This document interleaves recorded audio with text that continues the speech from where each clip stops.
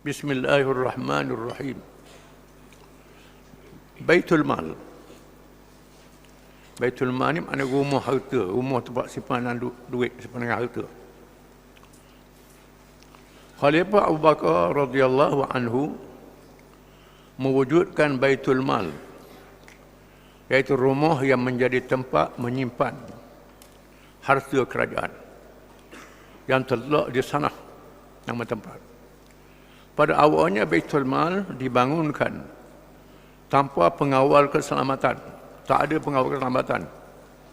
Kena orang takut curi kena kerak tangan. Takut belaka. Tak payah jaga. Ini amannya. Lalu dicadangkan kepada khalifah agar dilantik pengawal. Khalifah menyatakan hal tersebut tidak menjadi keperluan kerana rumah itu dikunci. Kemudian Baitul Mal dipindahkan ke rumah kediaman khalifah sendiri. Ada rumah dia sendiri, bilik, tempat simpan harta. Pembahagian zakat mengikut 8 asnaf yang disebutkan secara tafsil terperinci dalam Al-Quran. Adapun jumlahnya mengikut keperluan dan qada yang munasabah bagi seseorang. Di mana zakat ni ialah 8 bahagian, tak mesti sama banyak, 8 bahagian. Mengikut keperluan mereka yang berhajat, yang memerlukan bantuan.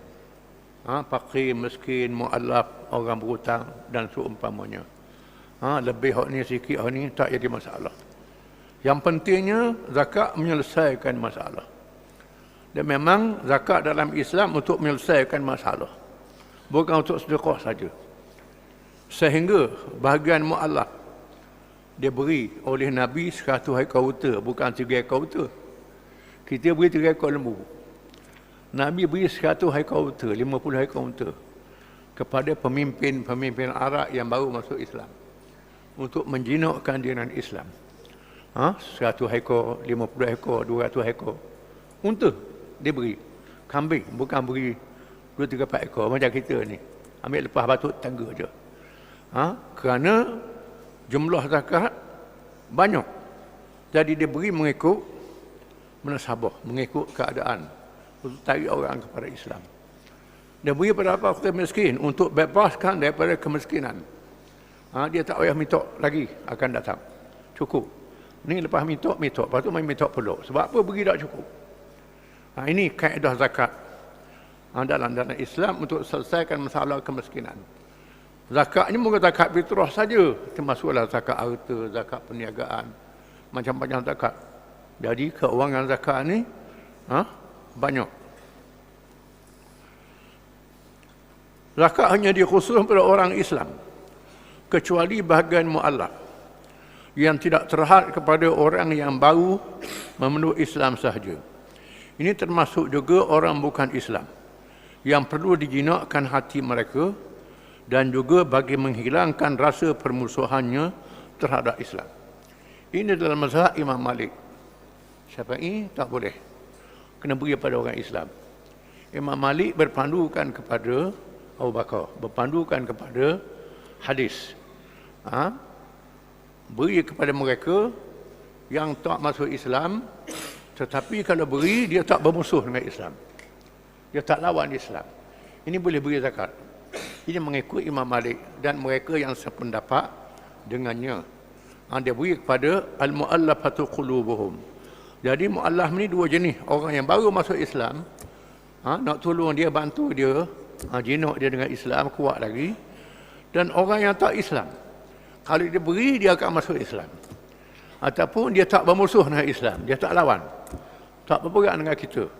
Ini ada ulama boleh beri zakat. Ini pendapat Imam Malik. Ini termasuk masalah ijtihad, masalah faraq. Kalau baca kitab mazhab Syafi'i, tak ada benda ni. Sebab Imam Syafi'i dia duduk di Hijaz, negeri tak ada orang kafir. Imam Abu Hanifah dia duduk di Iraq, tempat masyarakat majmuk. Imam Malik duduk di utara Afrika. Ada orang Islam, ada orang bukan Islam. Imam Syafi'i duduk di Hijaz, Mekah, Madinah, semua orang Islam mereka. Dengan sebab itu pandangan Imam Syafi'i itu terhad kepada orang Islam saja. Jadi sejarah kena tahu mengapa jadi begini. Beza-beza mazhab ni kerana apa? Kerana imam-imam mazhab ni duduk di tempat yang berbeza. Itulah cara yang dilaksanakan pada awal Islam. Pada zaman mutaakhir, berlaku kekhilafan dalam kalangan para ulama kerana keadaan dan pendekatan yang sudah berbeza. Manakala ahli keluarga Rasulullah SAW pula tidak dibenarkan menerima sebarang sumbangan zakat. Ahlul Bait, keluarga Nabi, Bani Hashim dan Bani Muttalib diharamkan terima zakat. Nabi tak beri anak-anak dia zakat, tak boleh. Bahkan dia sebut dalam hadis, bila orang bawa mari zakat, cucu dia Hasan Hussein ambil buah kurma zakat, buah dan mulut. Nabi cekah mulut atau bik murah. Kerana anak-anak aku tak boleh makan harta zakat ini. Anak-anak Nabi. Anak-anak Nabi tak boleh terima zakat, tetapi mereka boleh terima ghanimah, terima faid, harta rampasan perang, dan harta yang diambil daripada orang kafir tidak dengan perang. Ini ada bahagian ahli bait, bahagian keluarga Nabi. Zakat tidak boleh. Ini dari segi hukum. Nabi tak gunakan zakat untuk keluarga dia. Adapun pembahagian ghanimah dan faid lebih besar dan meluas. Bukan sahaja terhad dalam kalangan penganut Islam, hal ini termasuk juga kalangan rakyat bukan Islam dan keluarga Rasulullah SAW yang tidak dibenarkan menerima sumbangan zakat. Anak-anak Nabi boleh terima ghanimah, boleh terima faid. Ghanimah ialah harta yang diambil dengan perang. Faid, harta diambil tidak dengan perang. Khalifah Abu Bakar radhiyallahu anhu memberikan imbuhan kepada pegawai-pegawai kerajaan yang berhak. Para pemimpin dalam kalangan muhajirin dan ansar serta rakyat juga memerlukan bantuan dengan kadar yang sama, iaitu cara yang dilakukan ketika waktu hayat Rasulullah SAW. Abu Bakar juga memberi imbuhan kepada sahabat-sahabat Nabi, kalangan muhajirin dan kalangan ansar, ahli Badar dan lain-lain. Dia beri imbuhan, khususnya mereka yang sudah tua, yang dianggap bersara. Jadi ada pencen, ada bersara. Bersara ni bukan sahaja pegawai-pegawai kerajaan, termasuk rakyat biasa yang tidak boleh bekerja, diberi persaraan. Ini kerajaan Islam, hebat kerajaan Islam ni. Kerajaan ini pegawai je hak boleh pencen. Kerajaan Islam tidak, termasuk rakyat biasa. Dia beri peruntukan oleh kerajaan. Kerana harta negara melimpah ruah. Khusus zaman Khalifah Umar bin Aziz, zaman selepas Khulafa' Rasyidin. Disambung, lebih besar lagi. Kerana Nabi pernah sebut dalam hadis, akan tiba satu masa Islam mencapai kemenangan sehingga harta melimpah ruah. Bila Adi bin Hatim At-Ta'i, seorang padri, datang menghadap Nabi setelah dia melarikan diri ke Rom. Adik dia masuk Islam, adik dia kepujuk dia. Mungkin menghadap Nabi. Nabi puji ayah kita baik. Ayah kita tak masuk jahiliah, tak masuk Islam, tapi suka tunuh orang. Dia puji ayah kita. Mungkin bertemu dengan Nabi. Adi datang. Lalu dia datang dalam keadaan dia pakai pakaian padri, dalam keadaan salib gantung di leher dia. Lalu Nabi baca, ittakhadhu ahbarahum marhubanahum arbaban min dunillah. Mereka itu menjadikan padri-padri dan pendeta-pendeta mereka Tuhan-Tuhan yang lain daripada Allah. Kata Adi, wahai Muhammad, kami tak sembah padri, kami sembah Allah juga. Nabi kata, betul mu tak sembah padri, tapi mempakai hukum yang padri buat. Benda yang Tuhan kata haram, padri kata halal, mengikut padri. Tuhan kata halal, padri kata haram, ikut padri. Jadi padri ini ambil kuasa Allah Ta'ala mengadakan hukum dalam perkara yang tak ada izin oleh Allah. Ini bermakna mengadakan Tuhan yang lain daripada Allah. Kemudian Nabi ajak Adi pergi ke rumah dia, temu dengan orang puan tengah jalan. Tanya Nabi layan perempuan ni. Lalu Adi kata, ni bukan raja ni. Ini bukan raja. Kalau raja tak macam ni. Mai fikir dalam hati dia, ini mesti seorang Nabi, seorang Rasul. Ini bukan raja. Ini luar biasa. Lalu Nabi jemput naik di rumah. Nabi capok, tilam. Suruh duduk atas tilam. Nabi duduk atas latar. Dia kata, duduk. Nabi kata, duduk. Mu duduk atas. Mu jadi tetamu aku. Nabi kata, aku tahu. Pasal apa mu takut nak masuk Islam? Islam ni lemah. Islam ni tak kuat. Semua dunia dalam keadaan gagah kuat belaka Islam lemah. Sebab tu mu takut nak masuk Islam. Nabi kata, mu kena ada Hirah. Hirah ni pusat kerajaan Parsi. Parsi kuasa besar dunia. Mu kena ada Hirah. Kata Adi, aku tahu Hirah. Tapi aku tak pernah pergi lagi ke Hirah ni. Nabi kata akan tiba masanya Hirah diperintah oleh Islam. Wahai Adi. Akan tiba masanya Hirah diperintah oleh Islam. Akan tiba masanya perempuan di Hirah akan datang ke Mekah dengan tidak ada pengawal kerana aman bila Islam sudah memerintah. Wahai Adi, aku tahu sebab kamu takut masuk Islam. Islam ni miskin, tak ada harta. Akan tiba masanya Islam akan memerintah sehingga harta melimpah ruah. Tak cukup orang nak terima. Bukan tak cukup harta nak bagi korang. Harta banyak, tak cukup orang nak terima. Akan tiba masanya. Lalu Adi masuk Islam. Adi bin Hatim masuk Islam, menjadi sahabat yang setia pada Nabi SAW. Bila Nabi wafat, zaman Abu Bakar, kabilah orang Arab murtad. Adi bin Hatim tak murtad, tak keluar daripada Islam. Dia tak keluar, dia percaya sungguh ke Islam. Zaman Sayyidina Umar, dia pergi ke Madinah, berjumpa dengan orang ramai. Sayyidina Umar salam dengan orang. Dia kata, mu kena ada aku. Kata Sayyidina Umar, mu kena ada aku. Sayyidina Umar kata, aku kena.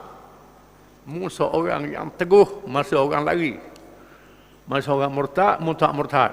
Orang yang kuat bersama dengan Islam. Sayyidina Umar puji dia. Zaman Sayyidina Umar ni, zaman jatuhnya kerajaan Parsi dan Rom.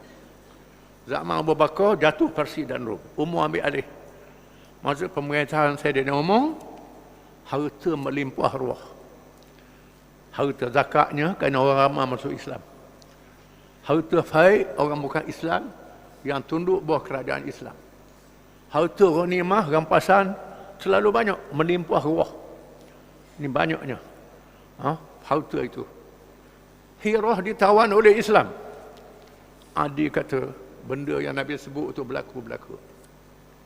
Aku sempat tengok Hirah jatuh pada Islam. Zaman Sayyidina Umar aku sempat lihat. Tetapi aku tak sempat tengok harta kerajaan Islam banyak sehingga tak cukup orang nak terima. Ini berlaku zaman Khalifah Umar bin Abdul Aziz radhiyallahu anhu. Bukan zaman sahabat. Umar bin Aziz ini ialah cicit Sayyidina Umar. Cicit Sayyidina Umar bin Aziz ini yang jadi khalifah ni, iaitulah cucu kepada anak perempuan penjual susu yang Sayyidina Umar mengintip rakyat di waktu malam. Sayyidina Umar mendengar seorang perempuan jual susu bercakap-cakap dengan anak dia. Dia nak tipu susu buah air banyak. Anak dia kata, jangan buat macam ni. Mak dia kata, Sayyidina Umar tak tahu. Sayyidina Umar duk ban dengar tu. Sayyidina Umar tak tahu. Anak dia kata, walaupun Sayyidina Umar tak tahu, Tuhan Umar tahu. Umar tanda rumah tu. Esok dia suruh seorang pergi cek rumah tu, rumah orang ni. Dan Umar pinang anak dia dengan perempuan ini, dengan budak perempuan ni. Jadi isteri pada anak dia kerana kuat Islamnya, kerana agamanya, kahwin. Daripada inilah lahirnya Umar bin Abdul Aziz yang jadi khalifah Umayyah yang terkenal. Jadi khalifah yang adil, Meretah 2 tahun sahaja diracun oleh anak beranak dia. Kerana takut. Walaupun dia meretah 2 tahun, zaman pemerintahan dia harta melimpah ruah. Harta negara melebihi keperluan rakyat. Disebut minggu lepas, sehingga 8 bahagian zakat habis diberi, masih ada lagi zakat terkumpul. Nak buat macam mana? Umar bin Aziz suruh cari orang-orang muda yang tak kahwin kerana tak ada harta, beri zakat. Dia letak bahagian yang ke-9. Ini ijtihad Umar bin Abdul Aziz dalam ilmu fiqh. Ilmu fiqh ini tak ada dalam kitab fiqh mazhab Syafi'i, tak ada. Tapi dalam kitab sirah, kitab tarikh ada. Umar Aziz juga ada ijtihad dia. Bila banyak hasil laut, antara hasil laut ialah ambar. Ambar ialah sejenis lemuk ikan atau pemutah ikan yang dibuat air wangi, yang mahal harganya. Ini hasil laut. Dan ada hasil yang lain. Umar bin Aziz mengenakan khumus 1/5 daripada hasil laut kepada kerajaan. Kerajaan ambil 20% daripada hasil laut, di mana 4% boleh kepada mereka yang kerja ke laut. Ini ijtihad Umar bin Aziz. Zaman dia harta melimpah ruah. Zaman Umar bin Aziz. Terkenal kerajaan dia. Bila ramai orang masuk Islam, menyebabkan cukai jadi kurang. Banyak orang masuk Islam, cukai jadi kurang lah. Gomno mengadu pada dia, tulis surat. Orang ramai masuk Islam ni, cukai jadi kurang, boleh tak naik cukai? Dia tulis surat. Innama ba'athallahu Muhammadan da'iyan walam yab'athu jabi'an. Allah Ta'ala mengutuskan Muhammad mengajak orang masuk Islam, tak mengutus Muhammad untuk memungut cukai orang. Ini surat dia yang terkenal. Sama ada kamu adil ataupun aku pecat kamu. Kamu apa takut. Tetapi hasil negara bertambah. Tak ada masalah. Banyak orang keluar zakat. Kemudian bersunat. Dalam mazhab Syafi'i wajib. Beberapa mazhab sunat, bersunat, berkhatam ni wajib. Ada mazhab tak wajib bersunat. Bersunat tak wajib. Antaranya mazhab Hanafi. Kalau mazhab kita lah, bila budak mati lah, kena tayamum lah, rohoknya kena ambil debu. Ganti daripada mandi. Ada mazhab dia ke batin. Tak payah tamum, pakai mandi begitu saja. Syafi'i dia kuat sangat dalam masalah ni. Kalau budak-budak main atas belakang batal lalu mayang. Ini orang mazhab Syafi'i. Ihtiyak banyak sangat. Mazhab lain tak siapa begitu. Tak jadi masalah. Sebab tu kita pergi Mekah tengok anak khabar ke apa tak berlari sembahyang tahu. Dia mazhab lain, bukan mazhab Syafi'i. Mazhab Syafi'i ni beralus sangat. Sampai jadi waswah kita sembahyang, baru doa lalu. Jadi zaman Umar bin Aziz ada gubernur nak memwajibkan bersunat. Tiap-tiap orang kafir masuk Islam kena sunat, tak sunat tak boleh. Kena ramai orang masuk Islam, nak suruh orang takut masuk Islam. Lalu Umar bin Aziz tulis surat kepada gubernur dia. Innama ba'athallahu Muhammadan da'iyan wa lam yab'athu khatinan. Allah Ta'ala utuh Muhammad ajak orang masuk Islam.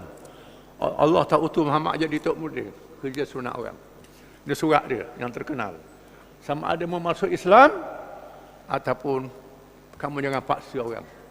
Orang nak masuk Islam dia takut nak sunat biar dulu. Tak dinafi bersunat ni adalah kebersihan. Fitrah tak dinafikan. Tapi jangan terhalang orang nak masuk Islam kerana takut nak sunat. Jangan terhalang. Tapi orang Melayu kita itu syarat pertama mengucap musyahadah ni syarat yang ke-10. Ini orang Melayu payah orang nak masuk Islam. Jadi banyak sangat benda-benda yang tak kena dengan uslub dakwah. Kita orang Melayu ni yang kita kena sedar. Bukan makna talfiq.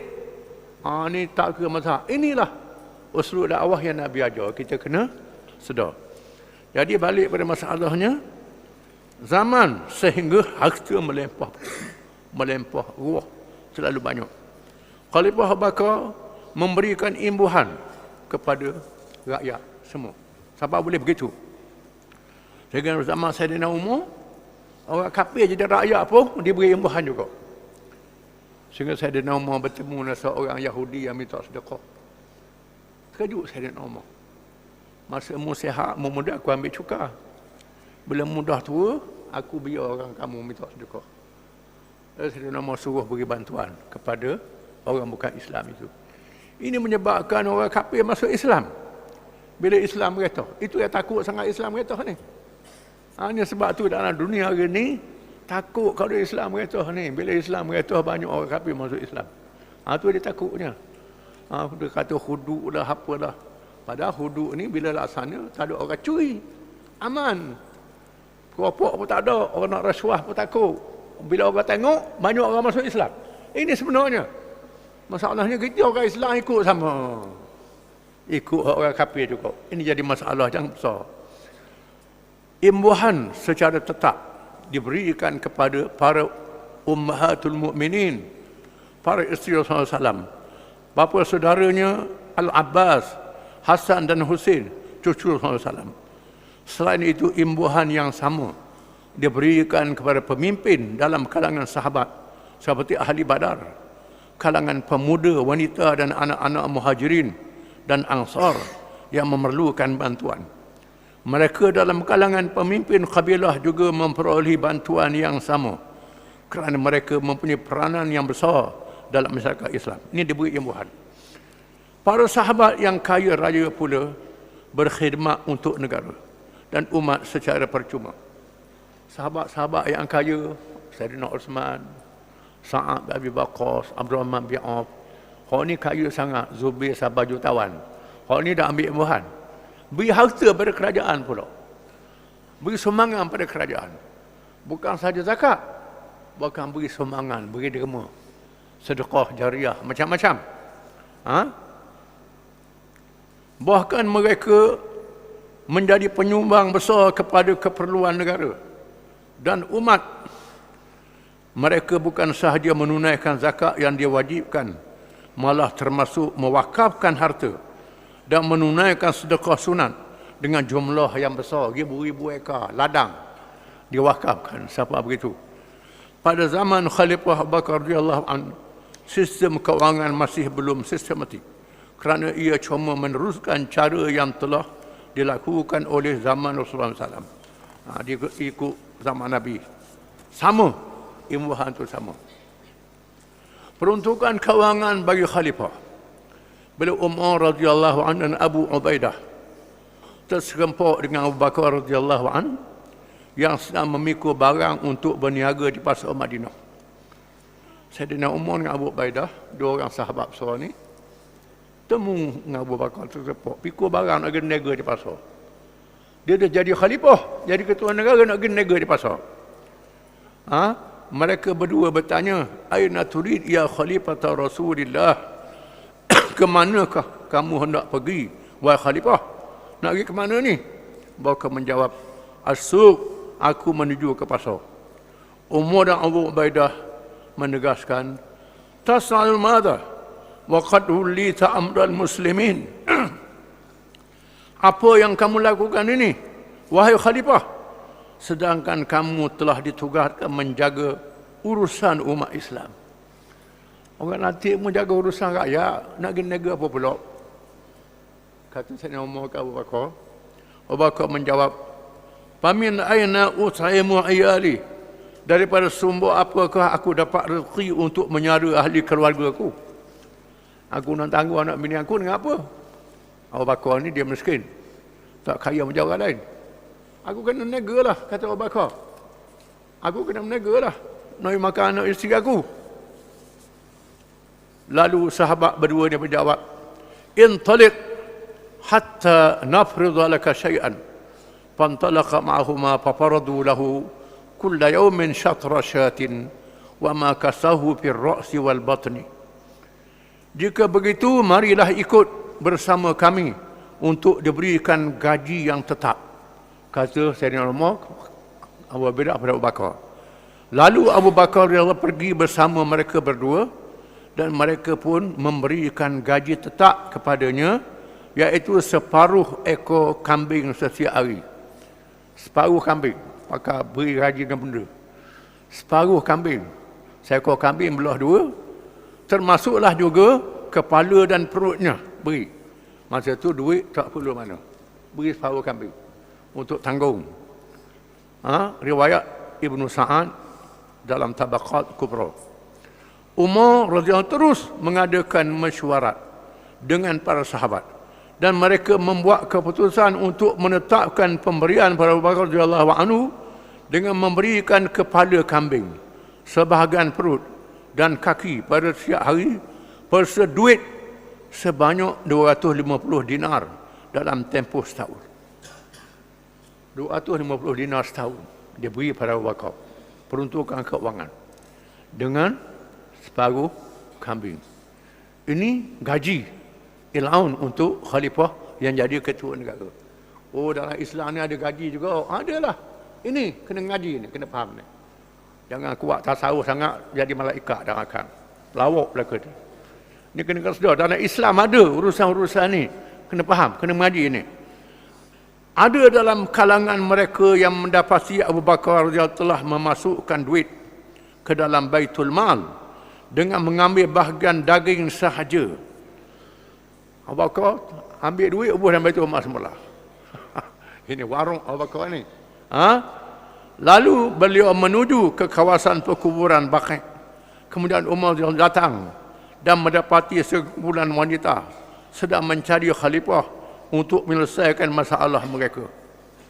Tengok orang puang berderu. Kumur saya nak Abu Bakar minta batuan. Nak Abu Bakar pula dah. Ni. Bila jadi ketua negara, ada orang yang minta pula dah batuan-batuan ni. Sedang Umar mencari Abu Bakar. Tiba-tiba beliau melihat berada di pasar, pergi pasar mula. Lalu Umar terus menarik khalifah dan berkata, "Ta'al hauna, mari ke sini." Abu Bakar berkata, "La hadatha fi imaratikum, taraktumuni ma la yakfini wala ayali." Aku tidak berhajat untuk menjadi pemimpin kalian, kerana gaji yang kalian berikan itu tidak mencukupi bagi menyara diriku dan keluargaku. Aku kena kerja lagi, kata Abu Bakar. Apa beri pada aku tu tak cukup. Umar menjawab, "Fa inna naziduk, kami akan menaikkan gajimu," kata Sayyidina Umar. Abu Bakar menjawab, "300 dinar wasyad kullaha." 300 dinar dan seekor kambing yang sempurna.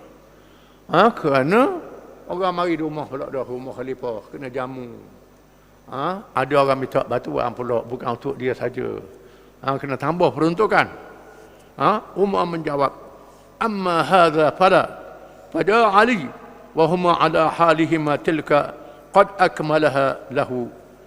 Jika dalam jumlah seperti itu aku tidak setuju, tiba-tiba datang Ali bin Abi Talib, sedangkan mereka berdua dalam keadaan begitu berbincang tentang gaji. Lalu Ali kerana berkata, "Penuhilah jumlah gaji secukupnya sebagaimana yang diminta." Kata Sayyidina Ali, "Beri apa yang dia nak, cukup." Umar bertanya, "Tara dhalik? Kamu bersetuju dengannya?" Jawab Ali, "Naam, ya. Ya, aku setuju." Setelah mereka bersetuju, tiba-tiba Abu Bakar menaiki mimbar masjid. Setelah sembahyang berjamaah, bagi menyampaikan beliau menyampaikan ucapan, "Ayuhan nas, inna rizqi kana 50 wa 200 dinar wa syatan yu'khadhu min batniha wa ra'siha wa aqari'aha wa inna Umar wa Aliyan kammala li 300 dinarin wa syata afaraditum." Wahai kamu sekalian yang hadir, sebelum ini aku telah diberikan gaji sebanyak 250 dinar dan sebahagian daripada kambing yang diambil daripada bahagian perut, kepala dan kakinya. Lalu kemudian Umar dan Ali menggenapkan gajiku menjadi 300 dinar dan seekor kambing.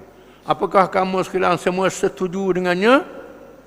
Tanya orang ramah, setuju tak? Sayyidina Umar ngadi buat ni. Tanya orang ramah. Seluruh yang hadir dalam kalangan Muhajirin Ansar menjawab, Allahumma na'am, qad radina. Ya, kami semua setuju. Barulah Abu Bakar terima, menunjukkan bahawa diluluskan oleh majlis mesyuarat. Islam mendahului negara lain di seluruh dunia dengan menentukan peruntukan keuangan kepada pemimpin negara secukupnya. Ini penting supaya pemimpin itu dapat menumpukan segala urusan dengan baik tanpa menjalankan kerja lain seperti rakyat. Dia tak buat kerja lain. Ini samping dapat allowance, nega pula sama rakyat. Ini kacau belaka ni. Ini tak boleh. Bila jadi ketua negara, jadi pemimpin, jadi raja, dia beri peruntukan. Dia tak boleh nega. Tak boleh nega macam orang ramah. Peruntukan sudah ada. Kerja dia jaga urusan rakyat. Ni kalau kibuk jadi bolong habis. Ini kacanya. Ini sebab kita tak ikut Islam. Jadi punah. Kalau ikut Islam, jadi molek. Jadi molek lah. Adapun pemerintah lain selama ini menjadikan seorang pemimpin itu meletakkan harta negara sebagai miliknya tanpa batas. Di samping itu mereka menjadikan rakyat laksana hamba abdi tanpa kuasa dan hak. Yang jadi punyah dalam dunia ni, bila raja pemimpin menganggap harta negara harta dia, rakyat hamba dia, ini jadi punah, jadi hak. Raja pemimpin adalah pemegang amanah untuk memimpin rakyat. Ada peruntukan. Harta negara adalah amanah. Rakyat adalah amanah. Ini yang diajar oleh Islam. Islam menegaskan bahawa pemimpin ialah mereka yang memikul amanah untuk mentadbir negara. Pada masa yang sama, mereka juga ialah manusia yang memerlukan semua keperluan hidup dengan secukupnya.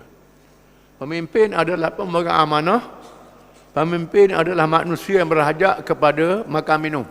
Kan ada peruntukan untuk dia, kenderaan untuk dia dan sebagainya. Ini kena faham. Ini diajar oleh Islam. Nak suruh pemimpin jalan kaki.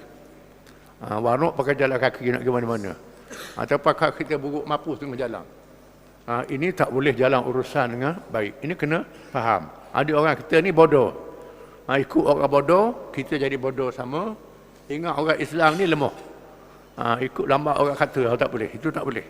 Abu Bakar radhiyallahu anhu menetapkan supaya peruntukan keuangan itu hendaklah diputuskan dan mendapat persetujuan daripada rakyat melalui musyawarah oleh ahlul halli wal aqdi, ahli mesyuarat yang berwibawa dalam kalangan rakyat. Yang buat keputusan ialah ahli mesyuarat, ahlul halli wal aqdi, bukan semua rakyat. Iaitulah pemimpin rakyat yang ada ilmu, yang faham, yang erti. Jangan rakyat yang tak erti, tak boleh ambil pandangan dia. Kena ambil wakil-wakil dia, orang-orang dia, pemimpin yang faham tentang urusan negara, yang layak diajak bermesyuarat. Bukan hak buta huruf ajak mesyuarat. Yang tak erti bahasa ajak mesyuarat itu tak boleh. Hal tersebut menepati kedudukan ahli parlimen pada hari ini yang menjadi wakil kepada rakyat bagi membuat polisi dan memantau perjalanan kerajaan dalam segala urusannya yang penting. Ini termasuk meluluskan peruntukan keuangan dan lain-lain. Ini diajar oleh Islam. Islam telah mengajar ini semua. Cumanya bila punah ialah bila kita pisahkan agama daripada politik. Agama suku, politik suku ini jadi kosong. Kita kena sedar bahawa politik sebahagian daripada Islam. Politik ada dosa pahala. Bukan sahaja sembahyang puasa ada dosa pahala. Cari rezeki ada dosa pahala. Pergaulan kita ada dosa pahala. Semua urusan kita ada dosa pahala, ada kaitan dengan agama. Yang jadi dosa hari ni, dosa pahala ni sembahyang puasa je. Hal-hal lain, hal politik tak ada dosa pahala ikut suka kita. Ini jadi rosak, jadi punah. Jadi kita kena balik pada apa yang diajar oleh Islam. Jadi Khulafa' Rasyidin Abu Bakar ni, Umar, Uthman, Ali ni adalah mereka yang dilatih oleh Nabi SAW. Wallahu a'lam.